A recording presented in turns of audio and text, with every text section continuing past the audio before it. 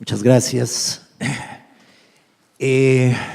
Voy a referir con dos comentarios, dos pequeños conjuntos de comentarios a la muy interesante ponencia de Boris. Es sin duda una ponencia muy sugerente, muy motivadora, y pues voy a responder justamente a ese carácter motivador y sugerente que tiene. Fundamentalmente en dos sentidos que me parece importante destacar. Uno tiene que ver con la población, en ese contexto, y otro tiene que ver con las agendas. Me refiero tanto a las agendas de investigación como a las agendas de políticas. Me refiero primero a la población. Me parece muy importante que Boris haya traído de nuevo la cuestión de qué papel juega la población en estos procesos de cambio. Creo que efectivamente estamos observando un desplazamiento, un soslayamiento, se puede decir, de una discusión seria a nivel internacional y obviamente también a nivel nacional sobre el papel que está jugando actualmente la población. Existe, y las propias referencias medio en broma que hizo Boris sobre el calificativo de neomalthusiano, yo diría, desgraciadamente, siguen afectando la discusión. En el Fondo de Población de Naciones Unidas, en el cual yo, como saben, trabajé un buen rato, existe claramente eso. Existe un prejuicio antineomalthusiano, llamémoslo así. De manera que cualquiera que pretenda poner seriamente en el terreno de la discusión qué papel están jugando las tendencias demográficas, corre inmediatamente el riesgo de ser calificado como tal. ¿Sí? Esto es verdaderamente impresionante. O sea, después de tantos años de avance del conocimiento, de avance de la discusión al respecto. Sin embargo, me parece que algo se ha perdido en el camino. Y lo que se ha perdido en el camino, desde mi punto de vista, es precisamente la profundización en la relación población-desarrollo, que sería lo que yo trataría ahí de rescatar en los tres conceptos bajo los cuales enmarcó su ponencia Boris: lo de población, recursos y medio ambiente. El problema es que así planteado pueden verse un poquito desconectados, sobre todo porque los recursos están como con un pie en un lado, otro pie en otro, un pie en el desarrollo como parte de todo un proceso de desarrollo y un pie en el medio ambiente, en la naturaleza, etcétera, etcétera, ¿no? Creo que lo que nos está faltando es esa parte. Lo que nos está faltando es recuperar una visión más articulada, más coherente, actualizada de las relaciones entre población y desarrollo. Recuerdo en este momento, únicamente así como una breve mención, hiciste referencia, Boris, a los memorables trabajos de los Ehrlich. Hace 4 años más o menos aparecieron unos artículos de un personaje que en este momento se me va el nombre, en Foreign Affairs, que justamente retoma el concepto y habla de The New Population Bomb, de una manera muy sugerente, muy interesante.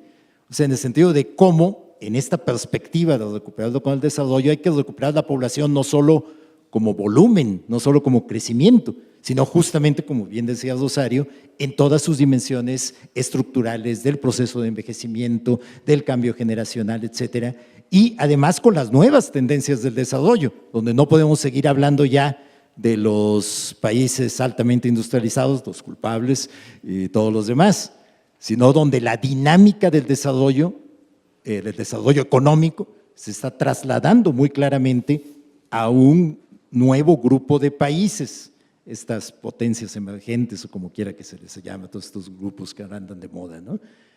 Bueno, entonces esa era un poquito la reflexión por ese lado. La otra, muy rápidamente, por el lado de las agendas. Me llama la atención y hago una referencia no solo a la ponencia de hoy de Boris, sino a las 4 ponencias de plenaria del taller. O sea, llama la atención que en un taller enfocado a cuestiones de población y medio ambiente, las 4 ponencias de plenaria tengan que ver con cambio climático.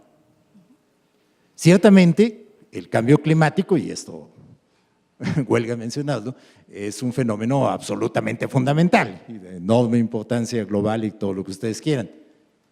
pero no es toda. No es toda la problemática ambiental, ni mucho menos. ¿Sí? Esto tiene que ver, me atrevería a sugerir, un poquito con una cierta interpretación de esta curva de Kuznets, lo que planteaba ahora Boris.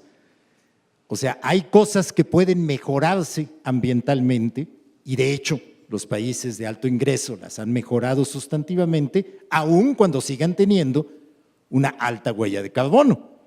Pues sí, es perfectamente lógico. O sea, dado que los problemas ambientales no se reducen a las altas emisiones de carbono, tienen muchísimas otras dimensiones. Ayer lo comentábamos en la mesa justamente de distribución espacial de la población. Cabría pensar entonces en la necesidad de abrir un poco la agenda y pensar realmente en una tipología más amplia, más desarrollada de los problemas ambientales, en este caso, por ejemplo, sea a nivel global, sea a nivel nacional, sea a nivel local, y de cómo en esos múltiples problemas ambientales interactúan los aspectos de población. Creo que esto sería fundamental para una discusión de agendas públicas. Me parece que no solo en este ámbito, sino en otros ámbitos cercanos, estamos viendo un fenómeno que a mí me parece muy preocupante de empobrecimiento y ultrafocalización de las agendas, tanto las agendas de investigación como las agendas de políticas. Se ha dicho ya muchas veces, desde mi punto de vista con mucha razón, que la política social se ha venido reduciendo a combate a la pobreza. La política de población se está reduciendo a combate al embarazo adolescente. La política ambiental parece estarse reduciendo a cómo responder al cambio climático. Gracias. Gracias, Alfonso. Hola, buenos días. Mi nombre es Patricia Romero Lancao y estoy trabajando en el Centro Nacional de Investigación Atmosférica. Boris, dos puntos. Uno, y esto se refiere a un trabajito que nosotros hicimos cubriendo 75 países y centrándonos en el vínculo entre urbanización y emisiones de carbono. Si tú consideras esta curva que pusiste ahí, ¿no?, la de Kuznets, si tú te centras nada más en la eficiencia, en las emisiones, en la producción, en las emisiones por unidad de producto, sí vas a encontrar que tu curva se aplica. Pero nosotros hicimos el mismo, o sea, hicimos eso y sí, nos salió la curva igualita. Pero si tú te centras en las emisiones totales y no en las emisiones per cápita, entonces te vas a dar cuenta de que a mayor desarrollo, mayores niveles de emisión y mayor urbanización, hay una correlación entre los tres factores. Y lo otro, y esto se relaciona con un concepto que yo estoy aquí perdiendo y que creo que tenemos que tener muy claro, es el concepto de la capacidad de desacoplar nuestro crecimiento, nuestro desarrollo de sus impactos ambientales.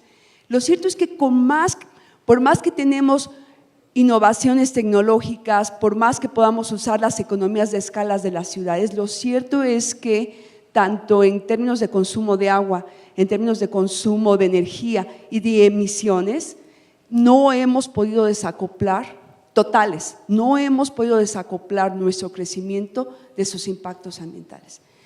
Segundo punto, yo creo que aquí es importante también, ya sea que tengamos un enfoque global, nacional o local, es importante tener presente que no es lo mismo para la cuestión de emisiones, no es lo mismo tener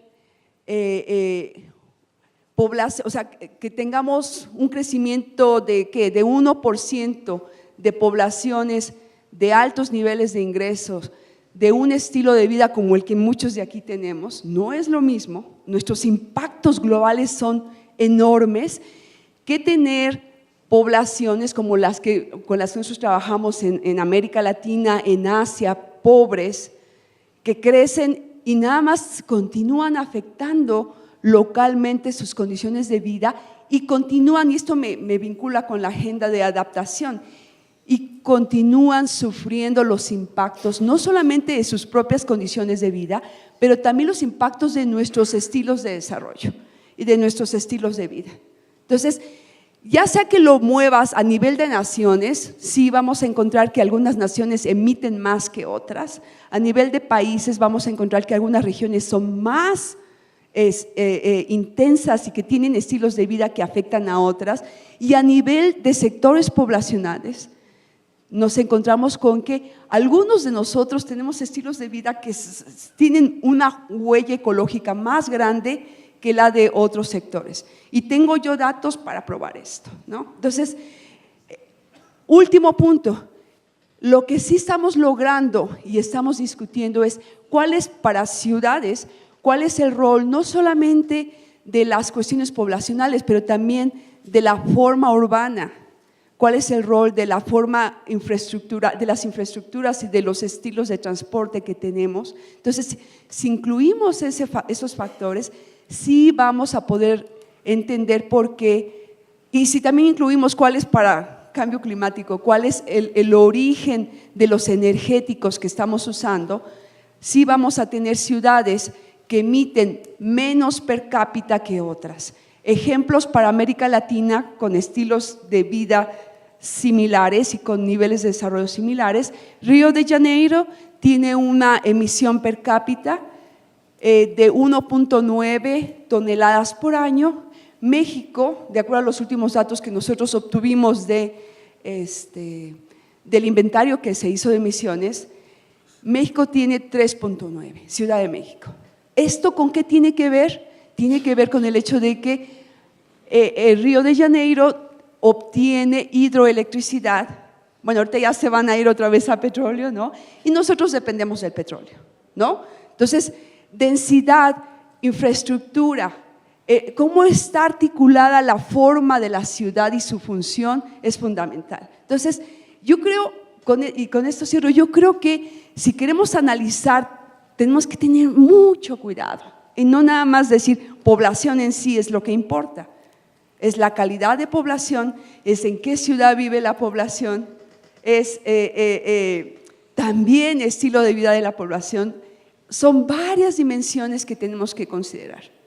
Y podríamos decir, y aquí no estoy inventando nada, todo el mundo lo dice, la equidad se manifiesta en el terreno de la mitigación o el de emisiones, con el hecho de que a mayores niveles de ingreso y un estilo de vida consumista como el que tenemos nosotros, mayor el impacto y más global el impacto.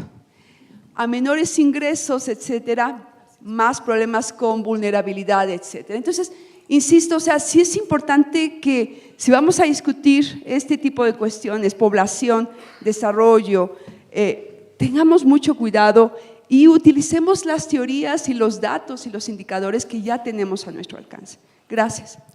Gracias, Patricia. ¿Quién más? Por favor. Si fueran tan amables de señalar nombre y la institución. Arturo Flores, de la Secretaría de Medio Ambiente. Es una pregunta, comentario, son para Boris. Sé que es muy optimista y neomalthusiano, pero también sé que es muy crítico y entonces me gustaría como comentar algunas cosas sobre, entre los modelos, voy a llamarlas así, o las hipótesis y la realidad, ¿no? Y voy a hacer como tres casos. En el caso como de los neomalthusianos, uno de los, incluso hay una apuesta muy conocida entre si efectivamente nos íbamos a acabar el mundo, íbamos a llegar a un colapso, que es lo que decían básicamente los malthusianos, y el otro decía, no, pues la tecnología nos va a salvar y efectivamente en algunos años va a haber un invento tecnológico que va a hacer que produzcamos más alimento y entonces la población puede seguir creciendo todavía mucho más y para qué nos preocupamos ahorita, ¿no? Dejemos mejor que trabajen los científicos. Parte le dio la razón la historia porque no hemos seguido produciendo más y no se ha colapsado la población, ¿no? Pero en los dos casos que mencionaste, uno tiene que ver con lo de, pues yo le llamo la curva de Kuznets, y esa, tú eres optimista, dices que se ve que efectivamente baje, uno quizá es un poco más pesimista y dice, yo no veo que bajen los países, las trayectorias van para arriba, quizá crecen más lento, pero yo no he visto que ningún país, por lo menos que datos que tengamos ahorita bajen, entonces habrá que ver si efectivamente ese es un buen modelo para seguir y estar confiados o no. Yo tengo mis dudas, yo tengo que mucho de ese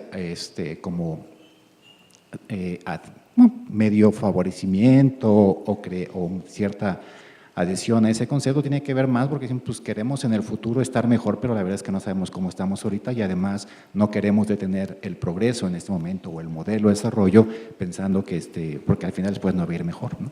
Otro caso también muy conocido de estos modelos que aparentemente tenían que funcionar, de que primero generas riqueza y después la distribuyes, y así es como vamos a desarrollar los países. Pues el último libro de Piketty decía que pues crecen los países, pero crece la desigualdad, no se resuelven los problemas. Entonces un poco en esta lógica de dónde está la teoría y dónde está como la realidad, me gustaría como que opinaras acerca de si efectivamente tú ves que vamos en estos caminos de que tendríamos que estar como todavía contaminando otro ratito más, que los chinos tienen que seguir contaminando y después así, y que México en algún momento, como dicen incluso algunos modelos, en el 2050, 2060, debería estar junto con Brasil, China, India, como con economías más grandotas que incluso la de Estados Unidos, ¿no? Yo creo que eso, porque es el tener un modelo como este, y básicamente que es el modelo económico que sigue, y uno lo ve en los programas nacionales de desarrollo, pues puede ser una apuesta quizá complicada y me gustaría que opinas acerca de eso en el marco de tu optimismo, pero sobre todo en el marco de tu sentido crítico que también tienes mucho, ¿no? Y el segundo comentario tiene que ver un poco con lo que dijo Alfonso acerca de el papel tan relevante del cambio climático y efectivamente no es porque uno no diga que es importante, pero ¿tú crees, y me gustaría conocer tu opinión, qué tanto es que es un tema ambiental muy relevante y qué tanto es que en la agenda de cambio climático también está muy metido la capacidad de hacer negocios y que por eso es el tema que tiene como más relevancia y quizá otros temas ambientales que también tienen efectos poblacionales, sociales, como la pérdida de diversidad u otros tipos de problemas ambientales, no tienen la misma relevancia en la agenda ambiental ni en la agenda política de los gobiernos como está teniendo ahora el cambio climático? Gracias. Te propondría, Boris, que recojamos todos los comentarios y tú cierres la sesión con las respuestas a las preguntas que se te hagan. Por favor, de este lado.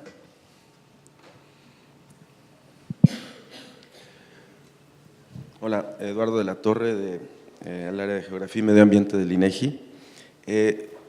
Retomando el comentario del doctor Sandoval, que es verdad que a nivel internacional y a nivel nacional, por hacerle caso a la agenda internacional y quedar bien, durante mucho tiempo se centró en lo social, al combate a la pobreza y al embarazo adolescente y al cambio climático, en lo ambiental nada más, porque también venía de una agenda muy prescriptiva, ¿no? de los países en desarrollo a los países desarrollados, a los países desarrollados a los países en desarrollo y de la burocracia de las Naciones Unidas, pero ahora la agenda que mencionó Boris, la nueva agenda de desarrollo que incluye los SDGs, sí viene de una negociación muy amplia con todos los países, las 16 objetivos y las 169 metas, que intentan una integración y una visión más amplia, ¿no? Que hablan de la desigualdad, de los ecosistemas, del consumo y producción sostenible y las ciudades sostenibles.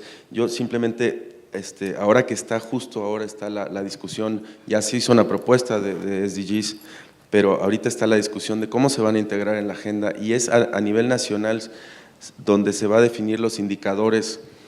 Yo sí recomendaría que todos se involucraran, nos involucráramos mucho en esta agenda, porque sí viene de una discusión muy amplia de los países y debe incidir en una discusión muy amplia dentro de los países para que se concretice en el diseño de los indicadores que se ha dejado al albedrío de los países. Gracias.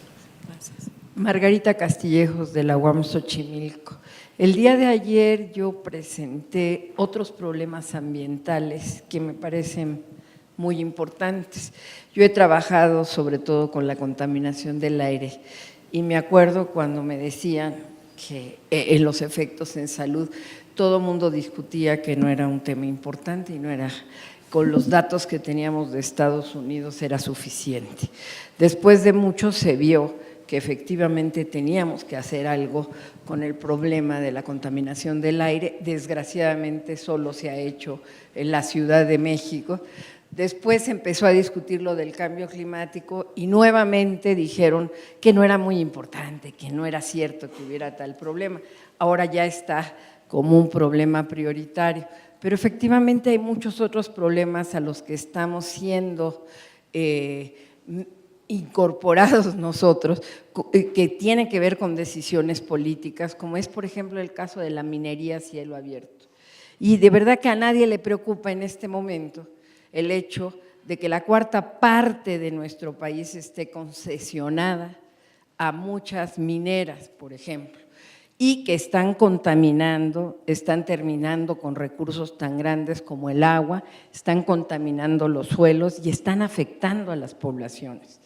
Esto creo, a lo mejor dentro de 5 años o 20, no sé cuánto, van a empezarse a preocupar, sí, era un problema importante y ahora hay que darle y ahora vamos a tratar de resolver el problema cuando ahorita podríamos prevenirlo o por lo menos tener una posición al respecto. Después, el manejo de cuencas hidrológicas también es otro problema muy grave en nuestro país, que está incidiendo sobre la población y que no se toma en cuenta porque ahorita no está en la agenda, ahorita es el cambio climático. Y yo decía ayer que de repente inclusive chocan. Por un lado estamos tratando de ver cómo mitigar, cómo adaptarnos, y por el otro lado estamos destruyendo nuestro territorio y estamos contaminando. Yo insistiría en que efectivamente, como decía el compañero, tendríamos que pensar en estos temas y estar muy pendientes. Bueno, ahora viene lo del fracking, que también lo mencioné. No tenemos muchos datos al respecto sobre cómo afecta a la población porque no hay información, ¿sí? Yo quiero ver que vamos a ir a ver a las minas, a ver cuánta población está afectada. Nos van a matar inclusive de ese calibre, porque hay mucha gente presa por estar defendiendo que sus zonas agrícolas, etcétera, etcétera, no sean contaminadas. Entonces, tenemos también que ver esto y yo no sé cómo podríamos incidir. Yo le preguntaría a Boris si, aparte de la población en esta relación, no es el modelo económico, no es el tipo de desarrollo económico que hemos decidido lo que está incidiendo más que la población en sí, porque estoy de acuerdo con Patricia en que habría que tener mucho cuidado. No toda la población tiene el mismo nivel de efecto con el medio ambiente. Gracias. Gracias, Margarita. ¿Quién más? ¿Alguien? Tenemos… por favor. Sí, Gracias. Araceli Vargas Mena, soy consultora independiente. Sí, ayer comentaba yo en el taller 2 precisamente este enfoque que yo veo en el seminario taller, en el cual, si bien tenemos un binomio población y medio ambiente, en realidad pues el panel de especialistas y la mayor cantidad de asistentes, pues sí tiene toda esta formación más a las ciencias sociales, a la población, y así como, y yo también lo comentaba, está centrado el tema ambiental en cambio climático, o sea, es el tema me paro, es el tema ambiental por excelencia en este momento. Sin embargo, no encontré en ninguno de los ponentes pues un perfil de ecólogo, de biólogo, que tenga más este enfoque metodológico de un análisis sistémico de la problemática ambiental con relación a la población. Entonces, el título de hoy del diálogo me parecía muy sugerente porque precisamente estaría más enfocado a darle una igualdad a los dos temas, población y medio ambiente. Sin embargo, bueno, la población es un tema grandote y el medio ambiente viene siendo como el escenario donde todos vivimos.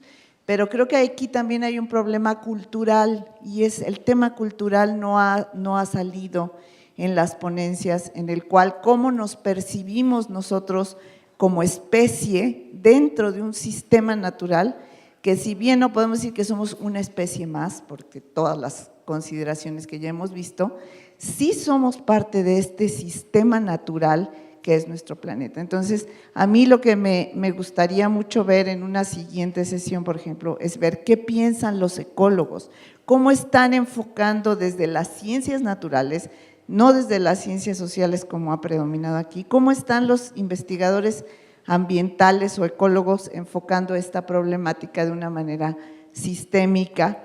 Y de esta manera, ¿cómo puede haber este puente, en esa I que está entre población y medio ambiente? Yo realmente no me gustaría verla como más integral, más dinámica. Entonces, es una reflexión que yo me llevo de o sea, ha sido muy aleccionador para mí. Yo soy bióloga y he aprendido mucho de las ciencias sociales en este seminario, pero sí me parece que queda un poco corta la parte de la dinámica, los ecosistemas, lo mencionaba ayer, los servicios ecosistémicos que proveen a la población, más allá de las emisiones de carbono y de lo que nosotros le estamos haciendo al medio ambiente, que el medio ambiente, las especies, la biodiversidad que comentaba Arturo, cómo está llevándose a cabo este intercambio y cuáles son las políticas públicas que se están implementando o que deberían implementarse para mantener o mejorar esos servicios ecosistémicos. Gracias. Gracias. Por favor, de este lado.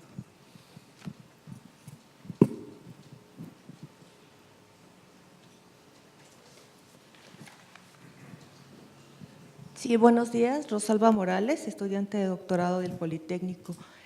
Nada más llamar la atención hacia el hecho de que a partir de que el cambio climático se institucionaliza en nuestro país por ahí de principios del 2000, todos los demás problemas ambientales, generación de residuos, falta de infraestructura, agua y demás, quedan subsumidos en cambio climático.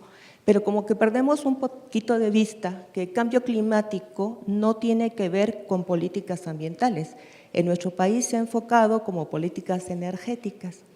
De ahí que todo se esté enfocando a cambio climático cuando no tenemos resueltos muchísimos de los problemas de infraestructura básica de nuestros países. Creo que en esta sesión se hizo también la reflexión de ver de considerar si la información que están generando las instituciones, ¿sí?, responde a las necesidades de la población y si responde a esas necesidades no solo del ámbito científico para investigación, de toma de decisiones del sector privado. Esa generación de información primero debería considerarse que sirve para evaluar el desempeño de las propias instituciones encargadas, ya sea del medio ambiente, de población o de tal, que está interrelacionado. Si eso responde a esas necesidades y que deben ser evaluados esos resultados, o si solamente se está generando información para cumplir con un mandato legal que queda establecido. Generar inventarios, tener un sistema, porque entonces debería preguntársele a la población y a diferentes sectores ¿para qué requiere esa información? Esto está vinculado con los instrumentos de política, ¿sí?, el derecho a la información y la participación de la sociedad. Gracias. Gracias. ¿Quién más? ¿Hay alguna otra pregunta? Por favor, ahora le traigo un micrófono. Buenos días, mi nombre es Héctor Isaac López Góngora del municipio de Cuautitlán Izcalli, del ayuntamiento. Toda la discusión que vengo escuchando de los 2 días, desde mi punto de vista es desde el planteamiento académico. La mayor parte de la gente que está aquí es desde el punto de vista académico. El problema cae en lo local. Los graves problemas, la toma de decisiones que luego tiene el gobierno federal en cuestión de medio ambiente, al final de cuentas se tiene que implementar en lo local. Y en lo local, como bien dijo ayer el doctor Boris, tiene un problema gravísimo, la falta de recursos, la falta de conseguir de una implementación de catastro, de poder alinearlos y poder alinearse con el gobierno estatal y gobierno federal. Yo aquí no veo casi poca gente de lo local. Al final de cuentas, la toma de decisiones en población y medio ambiente recae en lo local. Y ahí es donde está el grave problema para poder darle continuidad a todas las decisiones de materia de medio ambiente y cambio climático. Yo creo que este tipo de seminarios sí deberían de hacerlo más extenso a la gente de lo local. Por ejemplo, las áreas de desarrollo urbano locales luego tienen problemas para poder hacer los inventarios, para poder hacer toda esa información que luego requiere el gobierno federal, porque no hay gente, ni gente capacitada, gente que entra en un ratito y a los 3 años se va. No hay continuidad en el gobierno, no hay continuidad en los planes de trabajo, no hay continuidad en todo ese tipo de actividades, que son 3 años, y empalmarlo con los 6 años de gobierno federal es muy problemático. Las mineras, por ejemplo, creo que, si no mal me equivoco, el gobierno local quería cerrar la minera. El gobierno federal no le permitió, nada más le cobró lo que tenía que pagar de indemnización, pero no cerró la minera. Otro caso, tenemos, por ejemplo, Dragon Mark en Cancún. El gobierno local autorizó cambio de uso de suelo, autorizó todo, y la Semarnat entra demasiado tarde para cancelarlo, cuando la Semarnat tenía que haber tenido conocimiento de ese tipo de cambio de uso de suelo en los manglares. Gracias. Al contrario, gracias. Vamos a tomar una última pregunta para intentar cerrar a tiempo la sesión, si la hubiera. Y si no, entonces, Boris, el espacio es todo tuyo.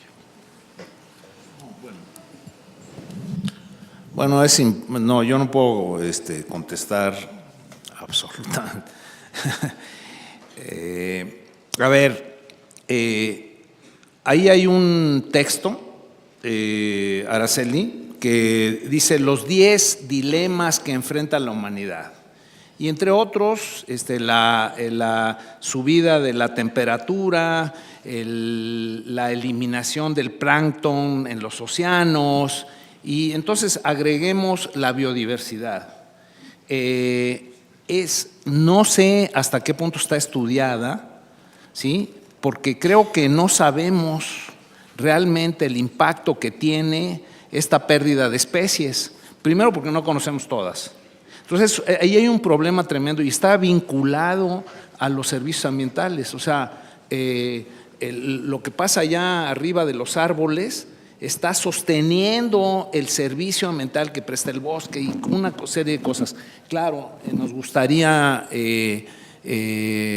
acercar, yo creo que ese es el punto que señalas tú y algunos otros implícitamente, acercar ciencias naturales o ciencias de la tierra con ciencias sociales. Pues ese es un problema.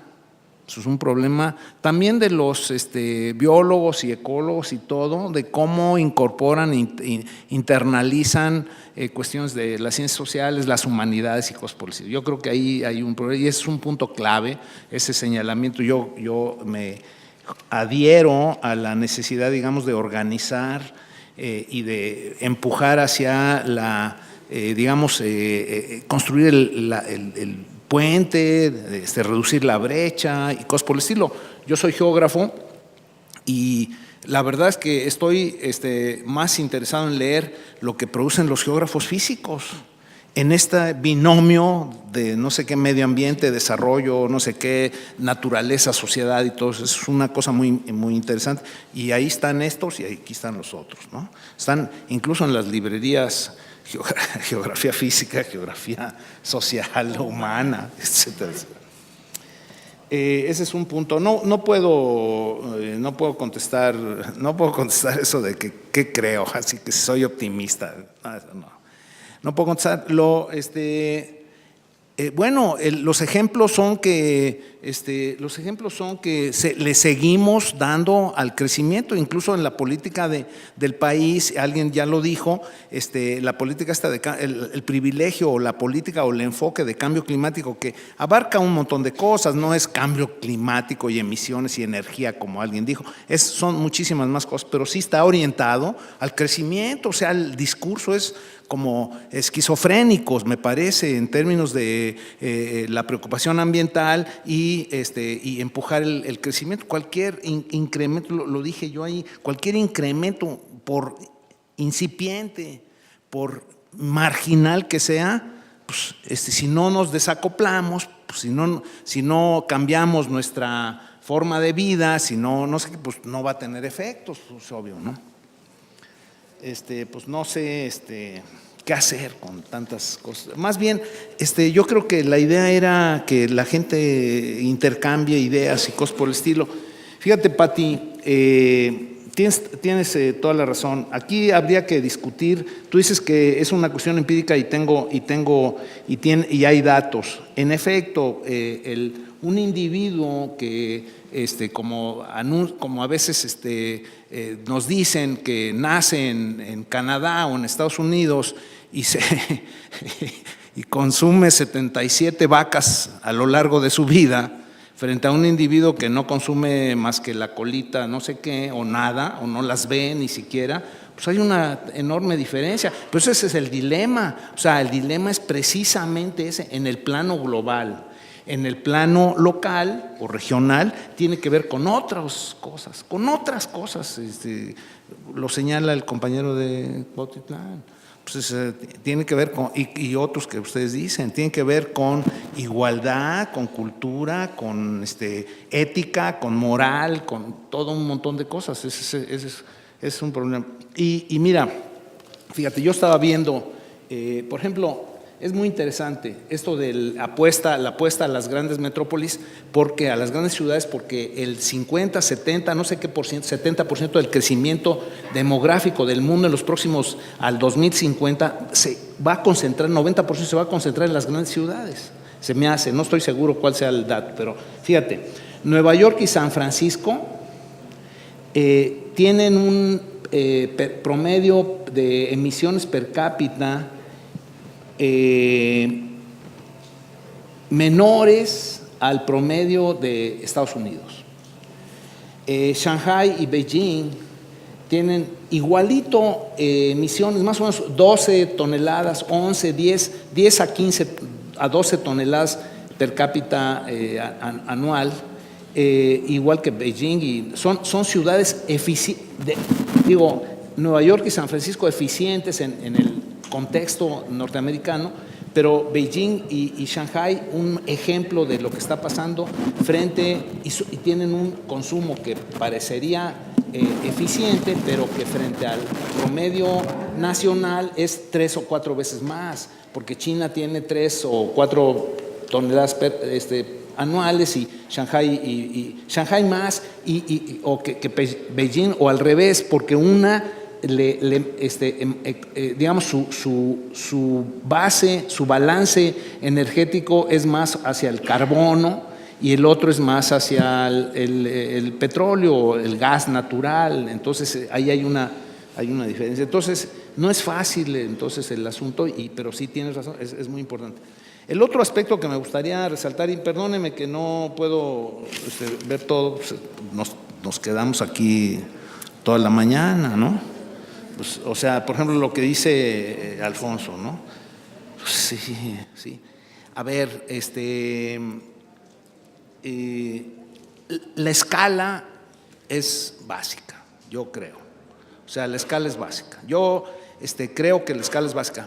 Creo que lo vimos en la ponencia de nuestro colega, ¿no? O sea, es muy interesante, y es muy, muy complicado, pero es básico. Fíjate, toman muestras individuales focalizadas, puntitos, tiene 50,000 puntitos, y luego lo presenta a escala de áreas homogéneas. Y el punto ahí, creo que lo dijiste tú, Rosario, el punto ahí es que ¿cuál es la escala apropiada para aprovechar en términos de política y de respuesta al conocimiento esta información? Pues no sé, pero ahí interviene, creo que tú lo señalaste, interviene capital social, capital cultural, capital físico, no sé, hay diferencias fundamentales que tienen que ver con comunidad. O sea, comunidad es un sistema que permite echar a andar capitales sociales, capacidad adaptativa y todo ese tipo de cosas. Ahí nos enfrentamos todo el tiempo a ese problema, entonces había que fijar la escala, y esa es una discusión que me parece muy importante. Mira, el modelo, dice Margarita, el modelo de sí, lo hemos oído desde yo siempre lo he oído, pero ya tenemos un ejemplo histórico indiscutible. O sea, la Unión Soviética es otro modelo, fue otro modelo. Bueno, pues tú dime ¿cuál otro modelo? ¿Cuál otro? Está bien, yo digo que hay muchas cuestiones. Voy a agregar para que me apunte, aparte que soy optimista y no sé qué, soy reformista, para que me apunte mi cuate. Ya, perdónenme, pero no puedo realmente contestar. Es un tema apasionante y yo creo que tenemos que tomar nota de juntar, porque creo que INEGI también tiene esa cosa. Por eso hay geografía, donde hay otro tipo de conocimiento, y hay estadísticas, y hay otro tipo de conocimiento. Y dentro de cada dirección hay también diferencias importantes y todo. Entonces, sí, bueno, una posibilidad es buscar, explorar la posibilidad de establecer puentes. ¿Sí? Todo el tiempo lo estamos. Creo que esa es la preocupación. Es la preocupación de Roberto, ¿no? Un poco. O sea, ese cruce de cuestiones, ¿no? Gracias. Gracias, Boris. Terminaría nada más señalando que efectivamente también tenemos que hacer trabajo en lo interdisciplinar, porque hay diferentes aproximaciones, definiciones, conceptos, y el enriquecimiento que eso nos proporcionaría para analizar un problema complejo como es esta relación entre población y ambiente, ciertamente redundaría en mejores acciones, mejores propuestas. Con lo de Boris, sí, yo creo que hay que plantearse un esquema dual donde hay suficiente flexibilidad para ir a los niveles más pequeños, sin perder de vista que requerimos coordinación en los grandes, particularmente en términos políticos, por cómo se organiza el esquema. Y esa también es parte de los desafíos de diálogo entre espacios. Y en términos de las preguntas que nos presentan, las voy a leer para que queden registradas. Dice: excelentes presentaciones, este seminario ha tenido un gran aporte para el estudio de temas ambientales. Quisiera saber cuáles son las variables que se interrelacionan para el estudio de la población y medio ambiente. Invitaría a quien nos presente esa pregunta a seguirnos, porque en la siguiente ronda veremos cuáles son un poco los reportes de los talleres. ¿Cuándo vamos a estar dispuestos a sacrificar nosotros nuestro estilo de vida? Es una pregunta que nos rebasa este espacio. Dice: urge actualizar la Ley General de Equilibrio Ecológico, que contempla facultades concurrentes que permite a autoridades decir eso no nos toca. Dice que son normativos. Es parte de nuestra discusión cómo logramos tener insumos objetivos que permitan diseñar, identificar problemas y diseñar mejores acciones de gobierno para atenderlos. Con eso entonces cerraríamos esta sesión. Tenemos un receso.